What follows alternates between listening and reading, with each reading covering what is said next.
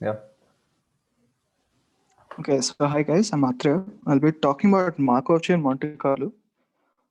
So I want this to be like an overview-ish talk. So I won't go into too much detail, but let's see how much we can cover in the time. So yeah, before we start, I'll sort of use this magic trick sort of thing, and because I am quite useless at performing things like this, I found like a script that does it for me. Uh, yeah, so can someone volunteer? Like someone wants to, they we just have to unmute and do something. Yeah, Sure. okay. Okay, then. Okay, so what I want you to do is look at the first row, pick any card. Aditya, you can go ahead. Sorry, I think both of us said yes. Yeah, I got Actually, it. Yeah. everyone can do it, but like, yeah, like just okay, pick any card in the first row. Uh, if it's a number card, you want to go up, like you want to count forward the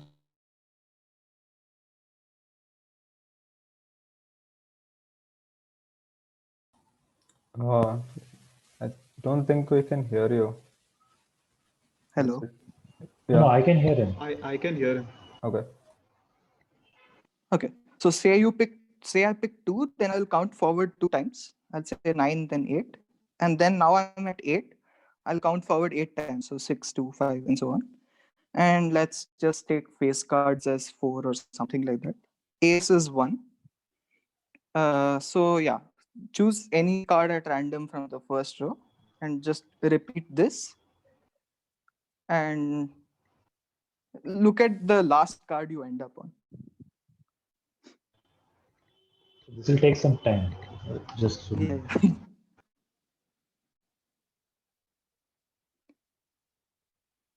If I was a better magician, I could probably perform this, but face yeah, cards are instead you fours, can. right? Face cards are four, yeah.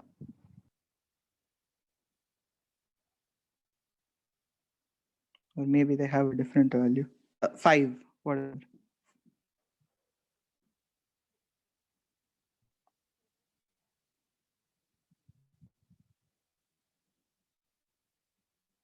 Like everyone can do this in their head.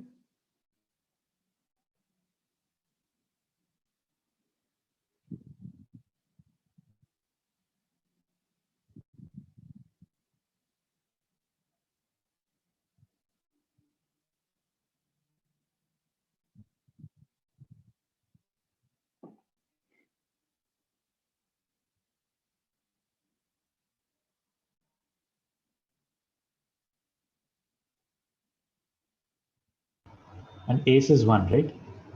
Yeah.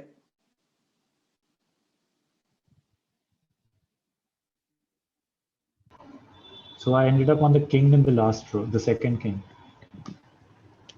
The second king on the last row. What? This one. Yeah, the king of diamonds. Interesting. Okay. Wait, What Atreya, if you're taking? Yeah. just a minute. Like, can you just start again? I think few people joined later. Wait, is this a fixed deck or is it? Can you shuffle this? No. I can refresh. Okay. That's nice. Okay. Yeah, just explain the trick again. Yeah. And then, So what I want you to do is pick a card in the first row. Okay. So let's say I pick three, for example. What I'm going to do is I'm going to move forward three spaces. So let's say eight, then six, then five. Now five is my number, so I'll move forward five spaces. So eight, nine, queen, and so on. These face cards are five and ace is one. And I want you to do this again and again until you reach or cross the end and see the last card that you touched.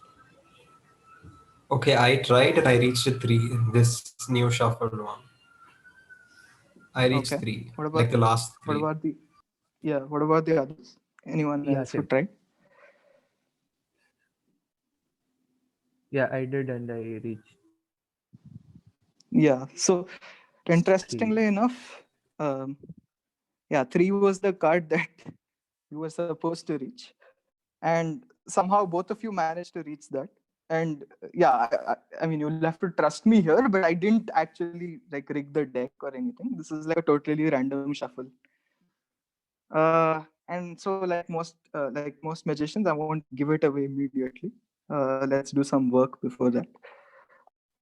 So yeah, if I was a performing magician, I would probably like do it like one by one and build up some hype, and then I'll guess that that is the card you chose. Unfortunately, I'm not.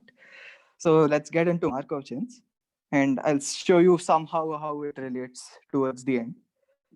So what is a Markov chain? A Markov chain is essentially this random process.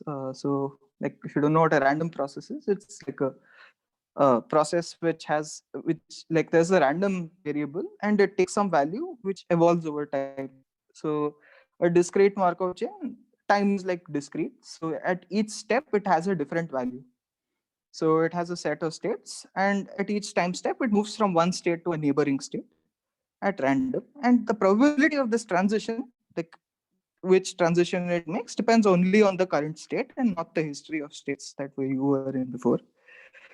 So this is best explained with an example. So a random walk on a graph, for example. So say you were at this state, then you choose one of its neighbors uniformly at random and transition. So in this case, there was only one neighbor. So you transition, and now you're at this state. Is my highlighting showing up? Like my pointer or whatever. Yeah, good. So now in the next time step, what you're going to do is you're at this vertex. I choose one of its neighbors uniformly at random and make that transition, and so on. So simple enough. Choose a neighbor uniformly at random from the neighbor set of xt and set xt plus 1 to be that neighbor. Yeah, so it's a fairly simple example, but like you can, using this, I can sort of explain some concepts. So first is the concept of a transition graph. So say this was the graph that you are doing this random walk on. The transition graph is a directed graph where the directed edges have the probability of that transition. So for example, suppose you were at B and the probability of moving to A is what?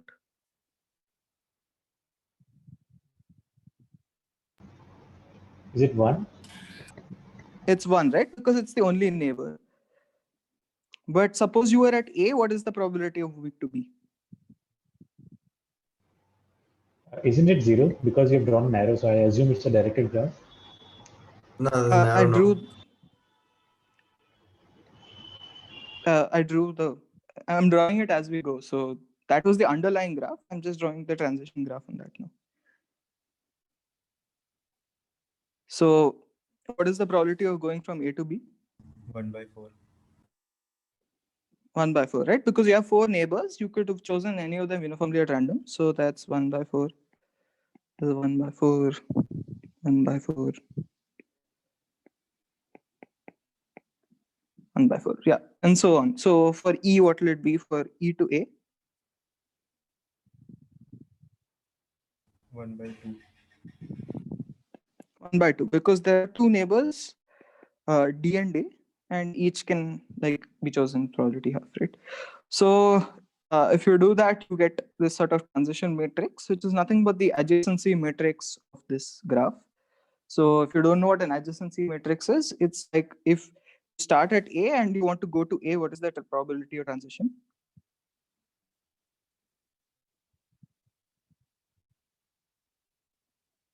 According to this transition graph.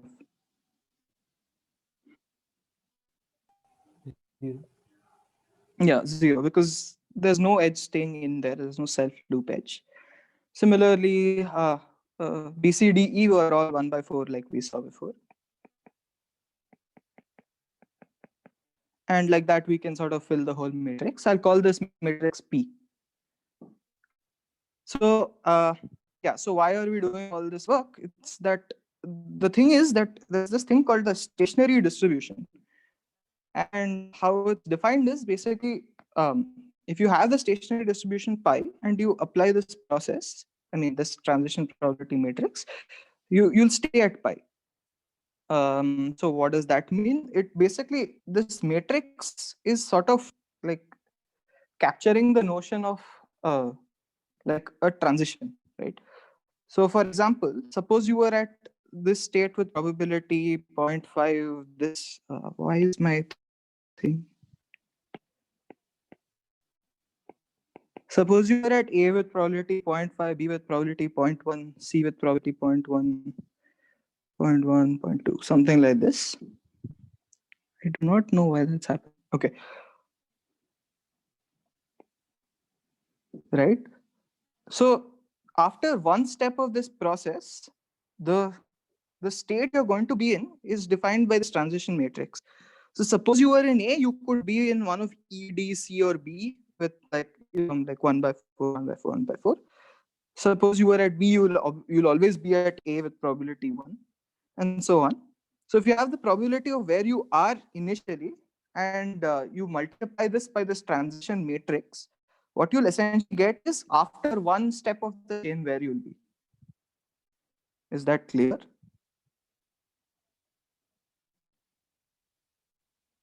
This is a crucial thing. Yeah. So I'm pausing Yeah, here. it is. So if anyone doesn't get this, I'll repeat it. Sorry, yeah, could you say that again, please? Sure. So so you got what the transition graph is doing, right? It's telling me where I'll be in the next step if I was in A in the first step, or if I was in B in the first step, and so on. Yeah, I got that. So suppose I was in A with probability half, I was in B with probability 0.1, and so on. This is like a distribution. So it's a distribution of places I could have been at one time step.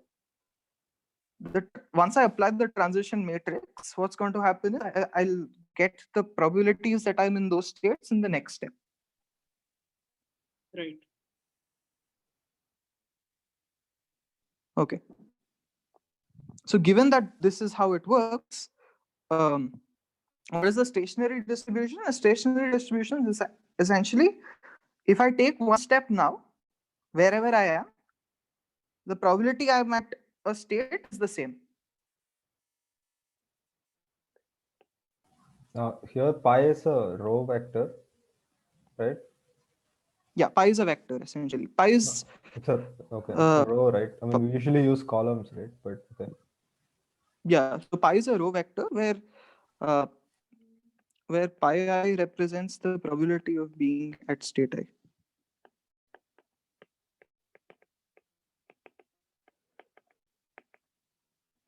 I do not know why it's cutting out. Anyway, yeah.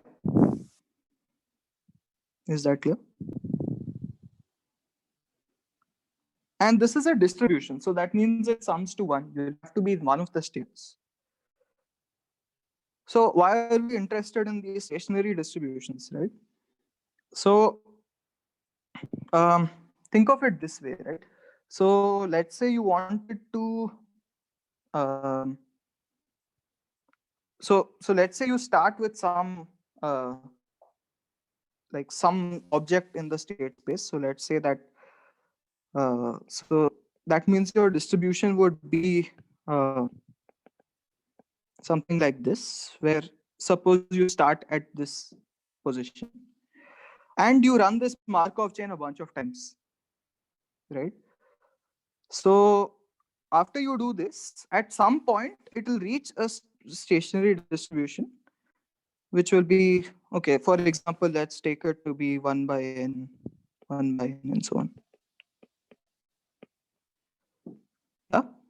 So what I essentially managed to do is I started with some object in the set, in the state space. I ran this Markov chain a bunch of times, and now I can be in any object with equal probability. So essentially what I've achieved is I can sample an object uniformly at random from this set of objects, as long as I can find one object. Does that make sense?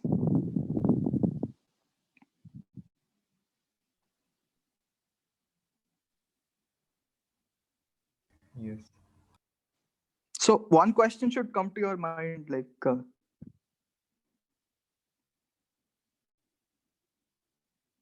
okay, so if it's not obvious, is it is it surely going to happen? Will I surely reach such a stationary distribution?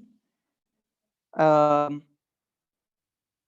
it turns out that in a lot of cases, it does.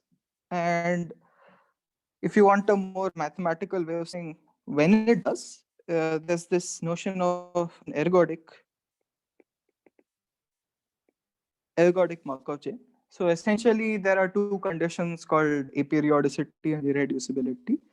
But for the sake of this talk, I won't get into all that. I'll just say that let's assume it does, and let's see what we can do if we had such a power. So let's look at some examples, right? So suppose you want to generate some graph, for example. So why would you want to generate a graph? For example, let's say that you have some graph algorithm and you claim that it runs quickly only if the graph is some sparse connected graph or something like that. So yeah, so you have a graph algorithm that runs on simple sparse connected graphs. And you claim that you give me a random simple sparse connected graph and I'll show you that this algorithm runs. Very non-theoretical way of doing it, but let's say you want to do this. Yeah, so one thing you can do to generate a graph is like you have all the vertices and then you basically choose a pair of vertices at random and then just put that edge if it's not there. Right? So this is a random graph with some probability you will get a graph. But you don't have guarantees, right? You don't know if this graph is connected. You don't know if it's sparse. You don't know if it's simple. By simple, I mean there are no self loops or multiple edges and stuff like that. So yeah, this is a very specific set of graphs which you want to sample from. And your usual techniques are just throwing edges into vertices doesn't really work. So yeah, one thing you can do is generate every possible graph. Then you pick out the graphs that you want, and then you do random dot choice on this array of graphs. But you see the problem of doing that, like.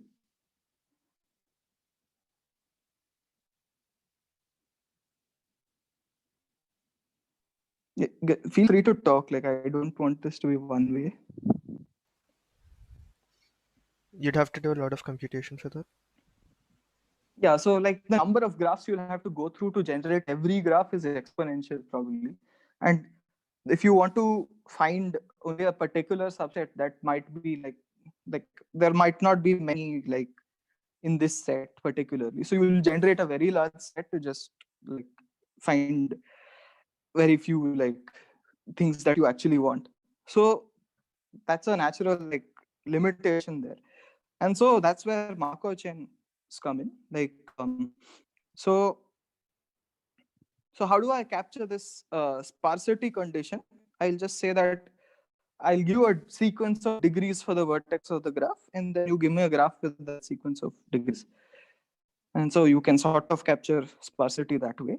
Connected, obviously, you can capture, and simple is no self loops and so on. So can you give me at least one graph like this?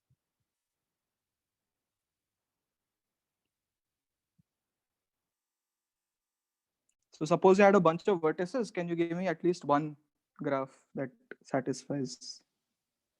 Like given a degree sequence or just that three properties? Okay, let's say just these three properties for now. Could make a tree. Yeah, just make a tree, right? Or make a line graph or something like that. You can also do it for a given degree sequence. I didn't actually look that up. But suppose you have one like this. Now you define a Markov chain. So what you can do is you can pick two edges. So let's say UV and XY. So you pick two edges in the graph that you have. And you want them all to have distinct vertices.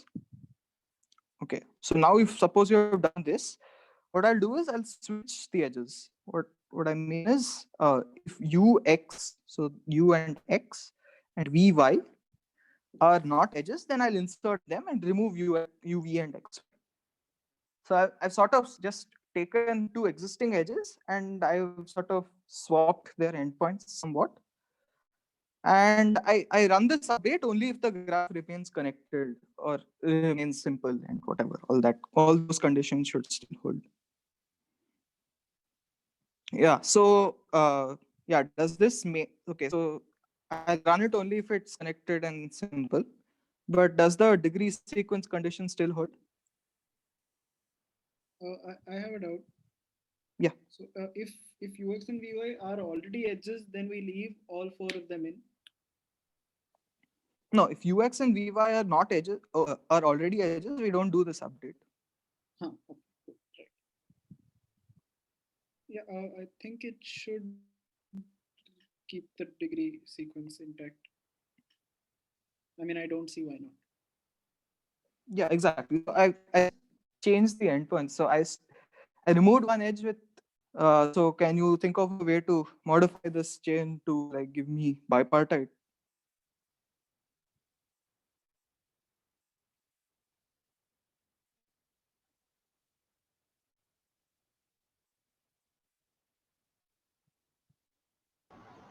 No odd cycles, right? That should be sufficient, I think. Yeah, I mean, yeah, I guess you could do that. Yeah, you can just check if there's an odd cycle and don't do the update at that point. Yeah, that is one way. And the other way is you just break it into 2 sets and you choose the edges based on that. But yeah, so you can do this very like simple looking. Okay, so the thing about Markov chains is you'll get very simple looking chains, but the proofs are a bit involved to see that it actually converges to what you want and that it converges quickly and so on. So yeah, but the applications are super powerful. If you have one such graph, you can sample and find another graph uniformly at random. So another like very popular like application is approximate counting. So if you have a graph and you want to count the number of perfect matchings, so does everyone know what a perfect matching is? No, I don't. So I think I'll.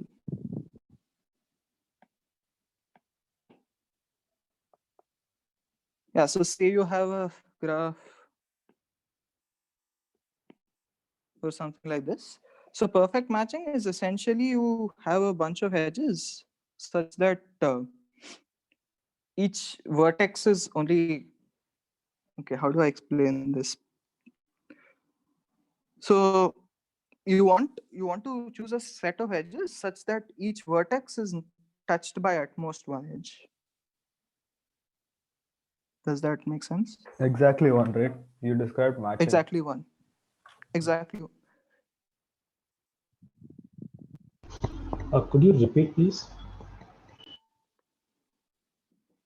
So you want to choose a collection of edges such that each vertex is touched by exactly one edge. Okay, got it. Yeah.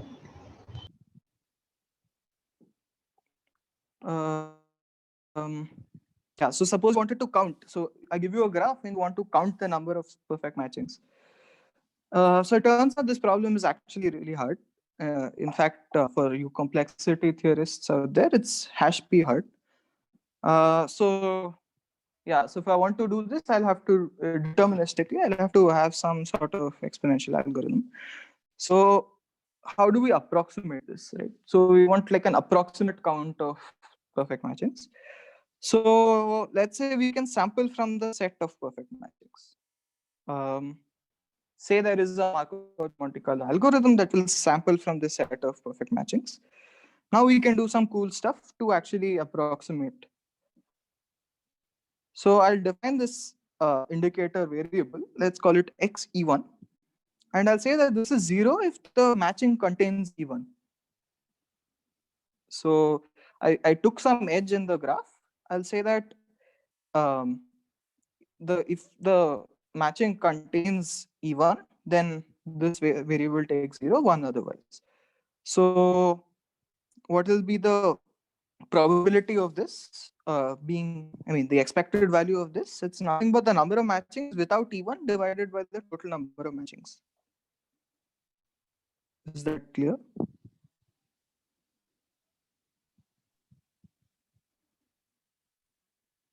This is by definition, right?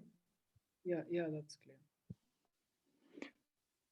clear. So what I can do is I can experimentally estimate this. So how will I do that? I'll just randomly keep sampling. I'll check if it contains E1 or not. If it contains E1, I'll add to the count. If it doesn't, and then I can find this ratio, right? So if I had a way to sample, then I can easily experimentally estimate. Is that fine?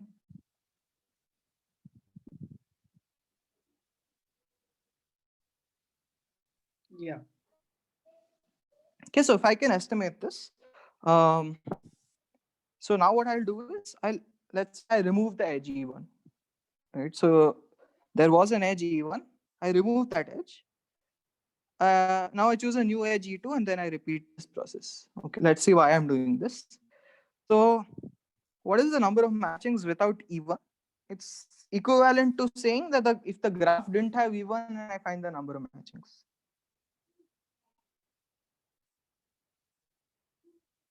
Does that make sense? Wait, can you say that again, please? Okay, so say you had some graph. Let's say this was E1. So the number of matchings in this graph that does not contain E1 is going to be the same as if I just delete that edge and I find the number of matchings in this graph.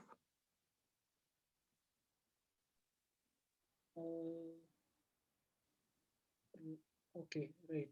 Yeah. Yeah. So let's say I do this, and so the ratio that I had before, so the ratio that I had before, which is number of matchings without E1 divided by number of matchings in G, is nothing but the size of the set of perfect matchings in G with that edge removed divided by the set divided by the number of perfect matchings in G.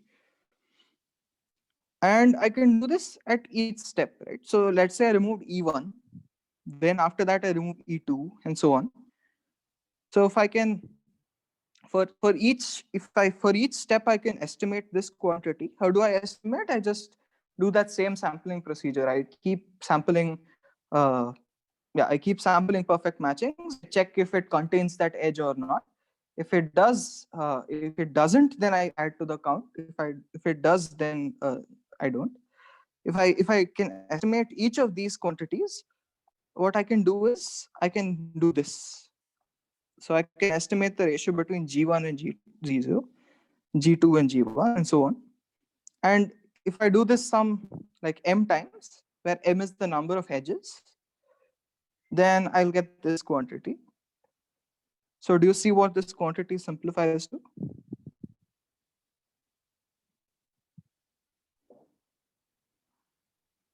Yeah, this is a product of all the expectation values, right? Yeah. You mean algebraically, what does it simplify to? Yeah. No, it's MGM by MG naught, right? Yeah, exactly. So this will be MGM by MG naught. So what is MGM? 0. Okay, so this is the weird thing, but the empty graph has one perfect matching, which is the empty matching or something like that. I don't know. So let's say this is 1, or let's say you just ran it till MGM minus 1 or whatever. Yeah, so suppose you have this. This is 1 and this is what you want to find, right? This is M of G, the original graph. And so you have this estimate. And why is this an estimate? Because you can estimate each of these by doing that sampling procedure. And so now you have like an estimate on the like overall number of matchings in the graph.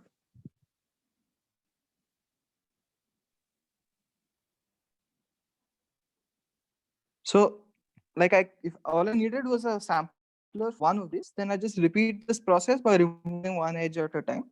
And now I have like an estimate for the number of matchings. So let's do a simple like similar argument for like finding the volume of a convex body. So suppose you had this convex body, let's call it K. a naive Monte Carlo way to do this is to basically find a ball that contains this whole thing. Then I'll sample from the ball. Let's say I could sample from like a ball. And I check whether that point falls inside K or not.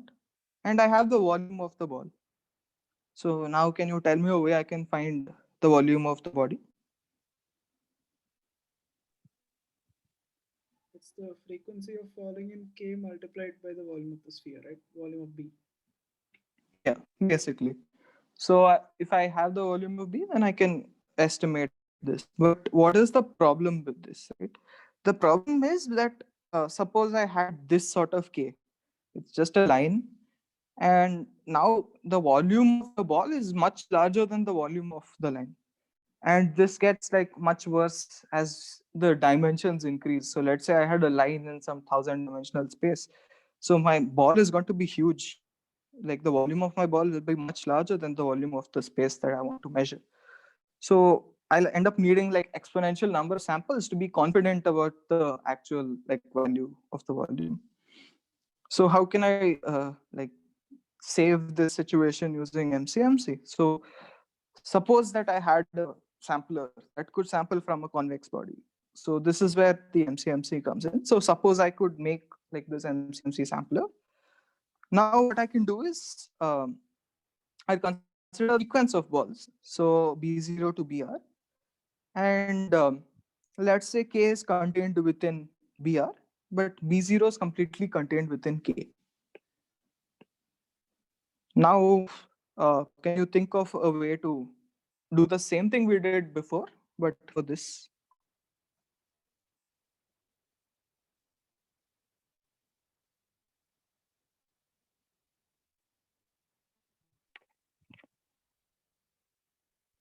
Yeah, it might not be obvious. Yeah, I don't immediately see how a sequence helps. sure. Yeah. So no, by before I mean what we did for matchings, but okay. So what we can do is we can estimate this quantity, right? So suppose I had a sampler that can sample from a convex body, and I know that the intersection of two convex bodies are convex. So how can I estimate this?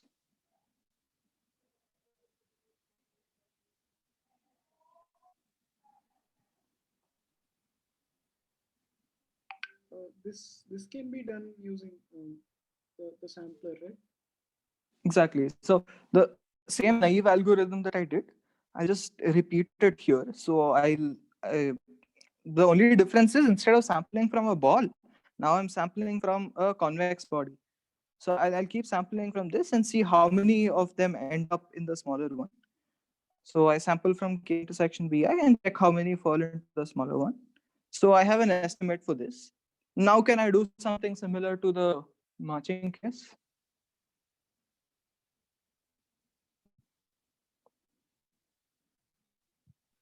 Sorry, I don't follow how we can calculate K intersection BI. Like how Okay, so suppose I had an MCMC sampler for sampling a point from K intersection BI. So now what I'll do is I'll keep sampling points from K intersection BI and seeing how many of them, like I can find the frequency of those that fall into this and those that don't.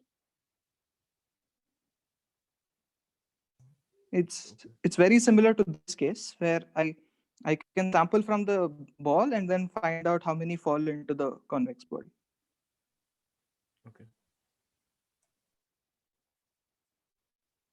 So now can you think of a way to do like the same thing we did in matchings? It's exactly the same thing, right? So we have the ratio from BR to BR minus 1, BR minus 1, BR minus 2, and so on. And essentially these cancel, and that leaves me with just K intersection BR by K intersection BR B0. But what is K intersection BR? It's the whole volume of K, because we said that BR contains the whole of K. And K intersection B0 is B0 because B0 was completely contained within K. And this we know because it's just the ball. So if we have the radius, we can find the volume. And so we can give an estimate for this. So yeah, it feels like I didn't do anything, right? Like it's, I yeah. had a question, like, why, if we can sample from K intersection BR, then like why can't we do it the normal way? As in, I'm missing something here, I think. What do you mean by the normal As way? in, the original Monte Carlo method of doing it. Like, how is sampling from K intersection BR easy? It's not easy. I'm just saying that if you had a MCMC sampler, you can do this whole process. The reason this failed was because the volume difference might be very large. So to get a guarantee, I'll need like a lot of samples. But the difference here is that the volume difference between these two, we can bound by choosing our balls intelligently. Okay, I see. Yeah, but And like using some non-trivial arguments, it turns out that you need only like an n-log radius for the largest ball. I've not gone through this. I'm just taking it as fact. So yeah, you can do some really cool stuff, but yeah, even this was super inefficient. It was some like O of n power 23 or something. But like it was recently brought down to n power 4, which is like a significant improvement, I guess. Yeah, so I gave you some like application examples. So let's go back to the magic trick, the promise at the beginning. Yeah, can you see how this thing was a Markov chain? Like,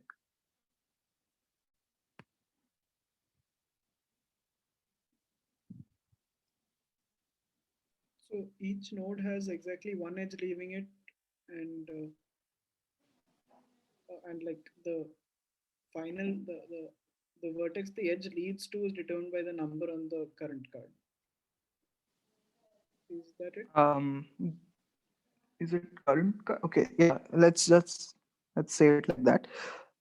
So suppose my state space was the set of integers.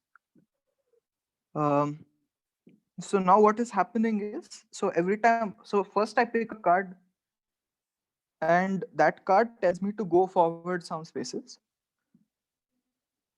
And if I'm at some, let's say n, then at each time I'm sort of reducing my count until it gets to 0. And then I'm again doing a jump. So for example, like suppose I chose 2, my value is going to be 2 now. Then I subtract 1, now it's at 3. And now my value will jump up to 3, and then I'll subtract 1 each time step. Right. So if x was 0, then I'll just sorry.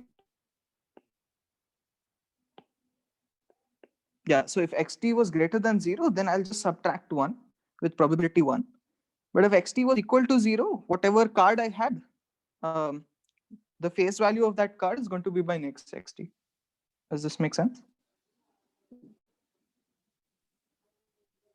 Yeah, I think so. So now what do I have to do? I just have to predict what nx, like at time step n, what your card is going to be. Like it evolves, your card is going to evolve according to this, and like I just have to find at time step n like what it's going to be. The issue is that I don't know like what card you'll draw at time step n. So that's where I need to introduce a new concept. So I have a doubt. Yeah. Wouldn't you have to, if the question is just finding the value of xt plus 1, wouldn't you also have to find it in intermediate steps when you're reducing and stepping? Not really, right? So all I want to do is I want to find your card at state n. Now, like I don't have a way to find that yet. Like, I don't know how I'll find the phase of the card that you get at that state. So for that, I need to build up some more things. Oh, okay. So right now, I've just modeled the problem. I have not solved it. Right. So yeah, this comes into mixing time. And so sure, I can sample, but can I do it efficiently? Back to that whole, why can't I just generate all the graphs and do random dot choice on it, right? So yeah, we have to sort of bound the time it takes to reach the stationary distribution. So how do we get a notion of that? We'll basically say that, let's say a distance of t is how far away a distribution is from the stationary distribution at time t. So this TV thing is something called total variation distance. For now, just assume it's the one norm. So what is P Tx comma dot? So this is the worst starting distribution. So you can take any, you can choose wherever you want to start. So like I said before, right? If you had one element of the set, you can sample from the set. So this basically captures the worst case. Suppose you took an element that takes the most time to reach the stationary distribution. So d of t is like that worst case distance. So now we define t mix, like the mixing time, to be the min time at which it gets epsilon close to the stationary distribution. Is this clear?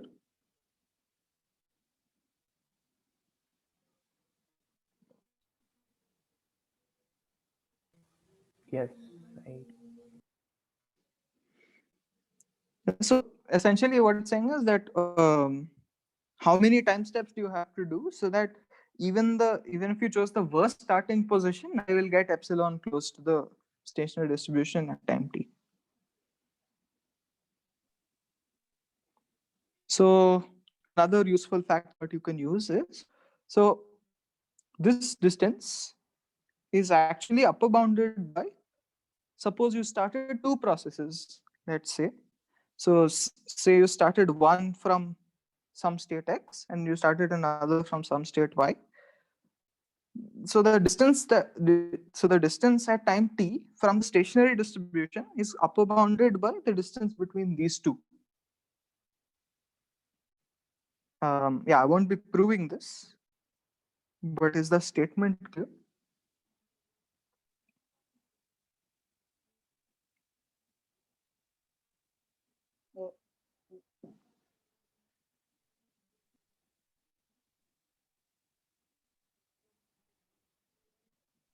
I'm actually a little confused.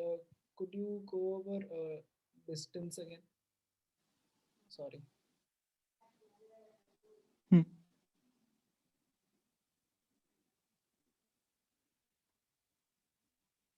So distance is no matter where you start, like what is the worst, like the largest distance from the stationary distribution. Now a useful fact is that this is upper bounded by start from two places and look at where they are at time, like time t, and see how far away they are. Oh, okay. I think I get it. Yeah. Okay. So this is where coupling comes in. So there's this concept called coupling. And so coupling between two distributions is a pair of random variables such that if you look at only the first one, it has the same distribution as mu. And if you look at only the second one, it has the same distribution as mu. Yeah, so this definition is a bit vague. So I'll give an example to sort of explain the definition. Okay, so suppose you had two coins. Right? You have two coins A and B. A takes heads with probability P and B takes heads with probability Q, and P is smaller than Q.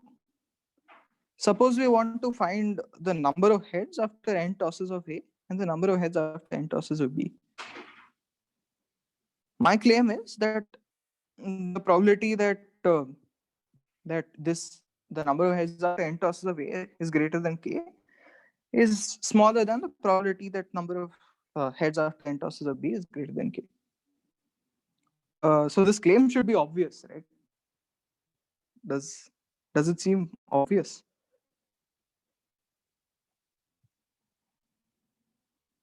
Because if you have a coin that takes heads with more probability, then obviously the probability that after after n tosses that it will be greater than K will be more. But like it's intuitively clear, but how do we prove this?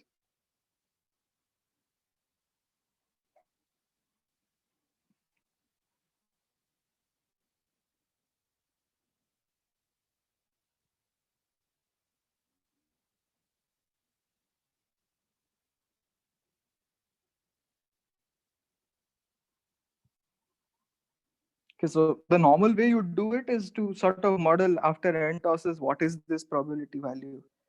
And so you'll have to get into some binomial coefficients and it'll get messy. But it's such an intuitive fact, so there should be an easier way to prove it, right? So I'll prove it using coupling. So what I'm going to do is I'm going to define a coupling on this pair. So I want the first process to have the same distribution as if I was tossing the first coin A. I want the second process to have the same like distribution as coin B. So what I'm going to do is I'll first toss coin A, right? If coin A comes up heads, I'll also set coin B to be heads. So far so good. If coin A comes up to be tails, what I'm going to do is I'm going to set coin B to heads with some probability and set it to tails otherwise. Okay, so if I look at only coin A, does it fit the distribution?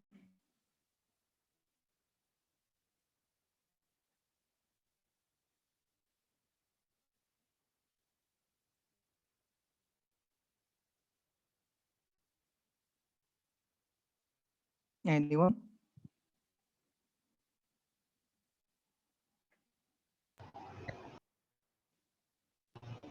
What do you mean when you say fit the distribution? So coin A used to take probability heads with probability P and tails otherwise, right? So does the coin A in this distribution, in this process also fit that distribution?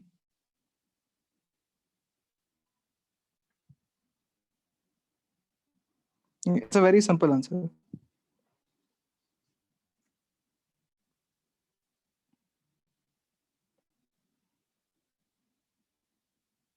Okay, what is the probability that coin A turns up heads?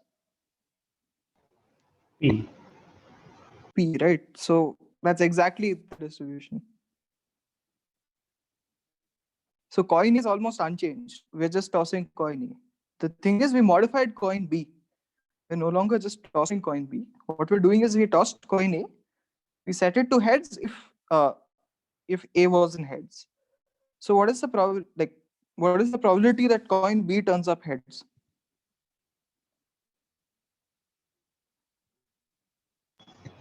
PQ. Are you sure?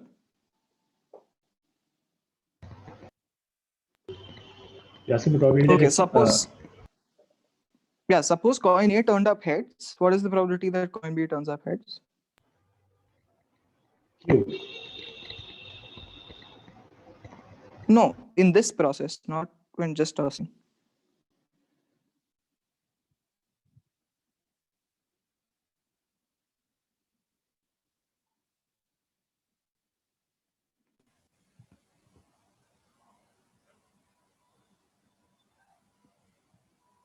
It will be P plus 1 minus P into P dash of B Exactly, yeah. getting head. So if you toss coin A and turns up heads, that happens with probability P, then I'll set B to be heads with probability 1. But if it turns up tails, that happens with probability 1 minus P, then I'll set it to heads with probability P dash. So I'll get P into 1 plus 1 minus P into P dash, right? So if I want this to have the same distribution as the coin B originally did, then what do I set P dash to be?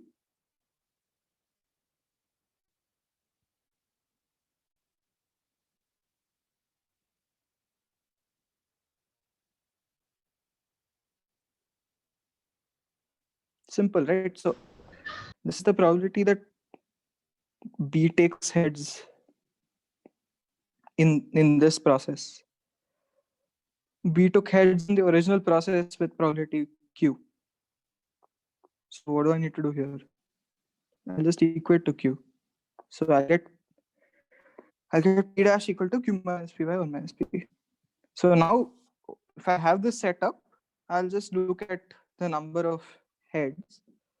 And now I can say that whenever I toss the coin, whenever A is heads, B will also be heads. And so whenever, like, yeah, then I can just argue with like random variables, right? So if I write xi to be 1, if the ith toss coin A has heads, then whenever xi is 1, then yi will also be 1.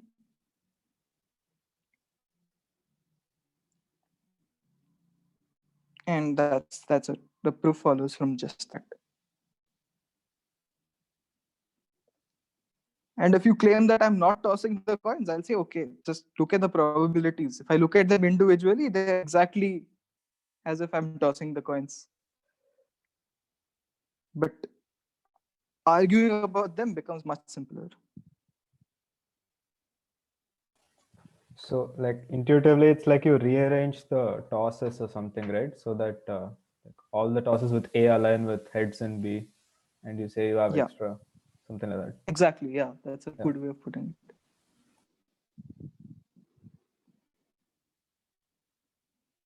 So now I have this very interesting tool called coupling. So let's see how that relates to Markov chains. So this process was tossing coins, but what if the process itself was like Markovian? So if I look at each thing and each one evolves like the original Markov chain, then I'll call the coupling Markovian. And yeah, why did I do all this work? Because of this very interesting fact that the distance at time t is bounded by the probability that it has coupled at time t. And what is coupling? It's just that the two Markov chains got together, essentially.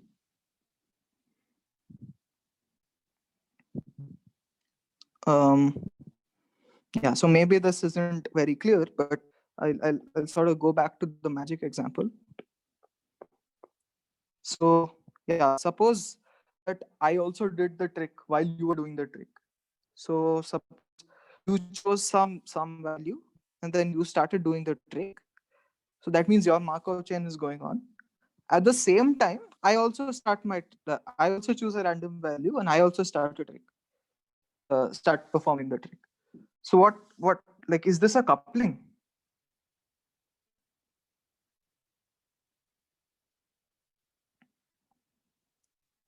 I mean, it is, right? Because if I look at only your side of the trick, your Markov chain, it's behaving exactly like the original. And if you look at only mine, that also behaves exactly like the original. And so now all I have to do is check if this has been that's coupled at time n, like let's say after n steps. And if it has coupled, that means that okay, one more thing is, if here is that if we coupled, then after that at every step we'll do the same transition. Is that clear?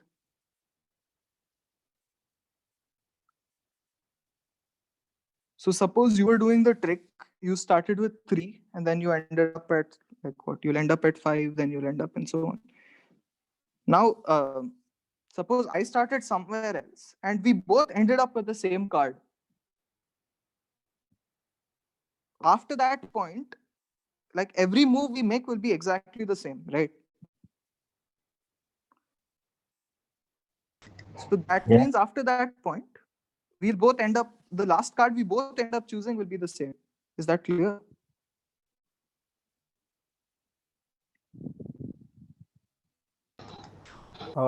So here when you say it's coupled, like they need not reach the same card at the same time, right? I I mean, they might reach at different times and still the property holds, but Yeah, in this case, it's easier because even if they reach at different times, it still holds. okay, but okay, you're But considering the stricter version where only they have to reach at the same step. yeah, Okay.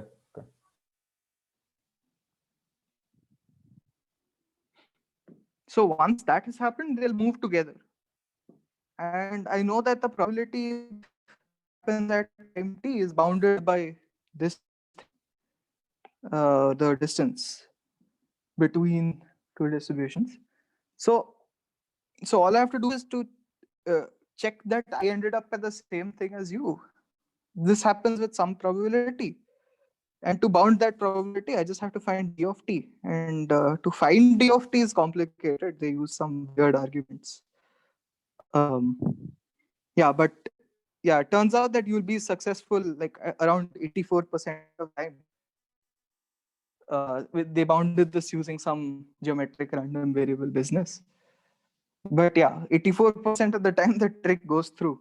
And so you can impress a bunch of people. And so this is usually this is very this because yeah, you want to find out that whether this thing has coupled, and so based on that you're choosing, like you're evaluating the distribution. So usually it's the opposite. So you want to find the time t such that it has coupled, and that means like it's rapid mixing or whatever. And so like usually you want to bound this quantity, but in this case we're doing the opposite. Yeah, so that's what I had. So like maybe I didn't explain this part very well, like the coupling part, but if you want to more solid example of, Could you explain the coin coupling part, the ending part again, like from setting p dash?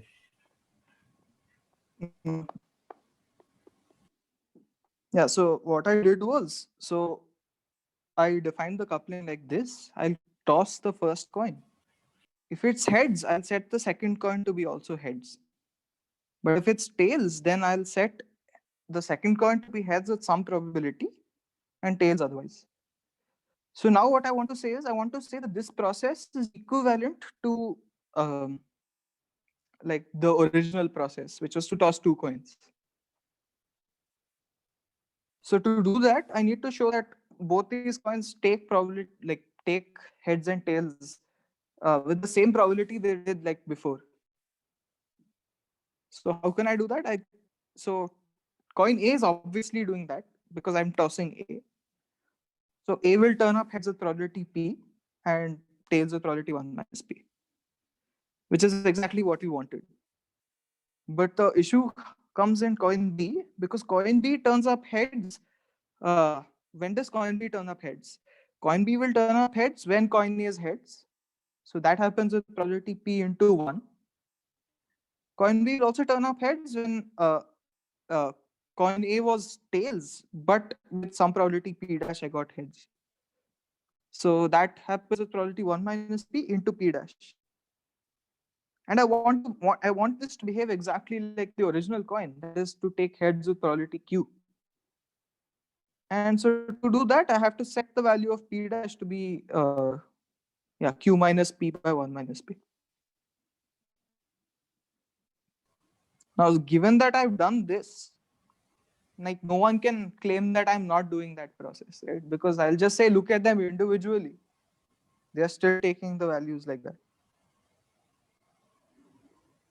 Right, but like, what does this coupling achieve? Like, how does it prove our claim? That Okay, so now I can define xi to be 1 if the ith toss of the coupled coin has A equal to heads. Similarly, I'll define yi to be 1 if the ith toss of the coupled coin has coin B equal to heads. Now the difference is that xi is equal to 1 implies yi equal to 1. And if I know this much, then I can claim that xi is smaller than equal to y. Right. Yeah. Okay. That makes sense.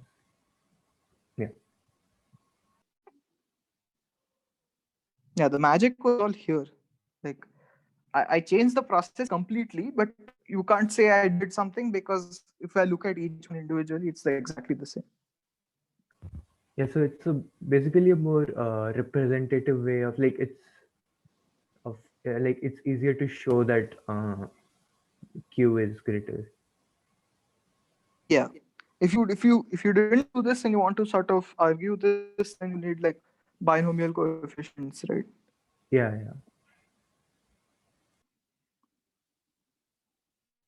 Yeah. So this was a very simple process. I was tossing coins. So what if that process was a Markov chain? And you have two Markov chains evolving. So that's what was happening in the card trick. Maybe I'll give like a Markov chain example.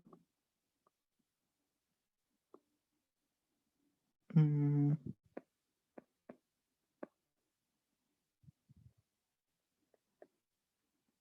Okay, suppose I had this thing.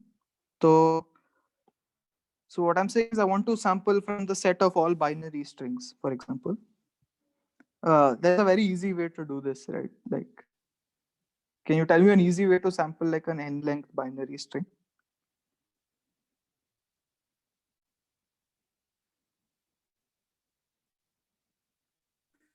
Just generate random bits. Yeah, generate each bit at random. Okay, so let's say I didn't know this. I do very overcomplicated Markov chain to do this. So one way to do this is I choose a random position and then I flip it to 0 or 1 randomly. So I choose some random position, I set it to R, and I set everything else to be the same. Okay, so what can coupling be for this? So I choose the same I and R. Wait, is this clear first of all? Like,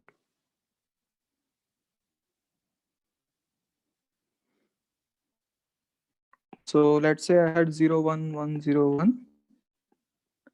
I choose a random bit and I flip it with probability half.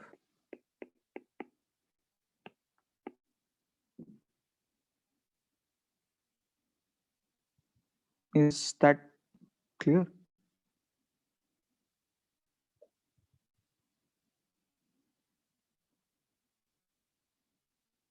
Yeah.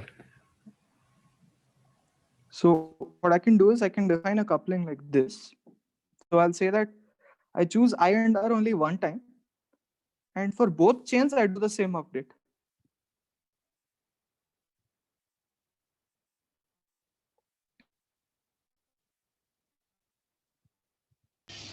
Wait, can you repeat that? So what I'm doing is I'm defining my coupling like this. So I'll choose I and R only one time. And so I'll start two chains starting from two arbitrary states. And I'll make them both evolve like this. So I'll choose I and R. I'll set the ith bit of X to R, and I'll set the ith bit of Y also to R. And the rest Right. will not change. So why did I do this? To find out how quickly it's going to couple, right? So what do I mean by that? I want these two bits, these two processes to like become equal. Now, once they become equal, they'll be the same. Is that apparent from this?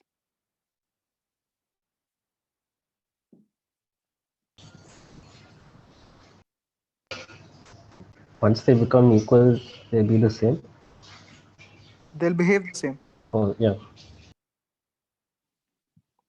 Yeah. So if that is the case, then what did my theorem say? It says that the distance at time t is upper bounded by the time probability that it couples at time t. So all I have to do is find the probability that these two basically join, like they basically become equal. And to do that, you have this very weird argument, and basically you can prove that it converges in log n.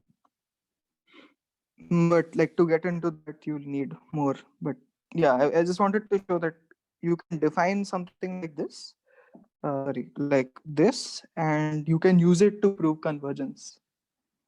And if you can use it to prove convergence, that means you have a very fast sampler, and yeah, you can use it in your applications. So yeah, again, for all the applications I described, I didn't actually prove that they converge quickly, right?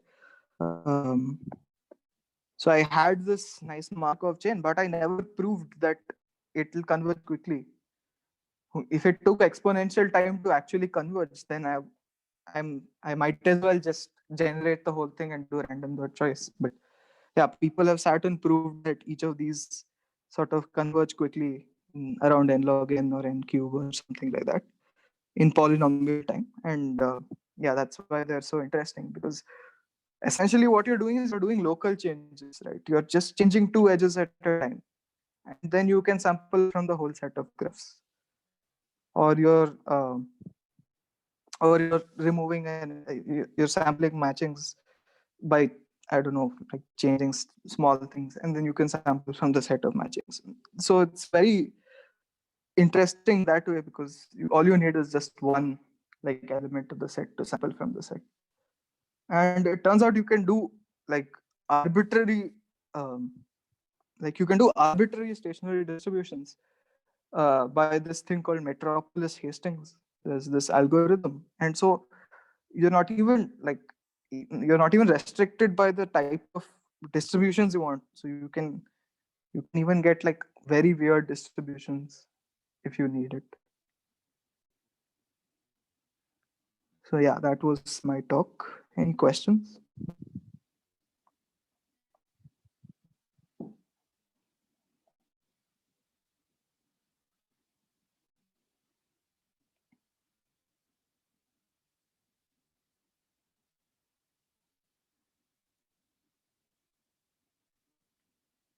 Okay, if there are none, I'm done.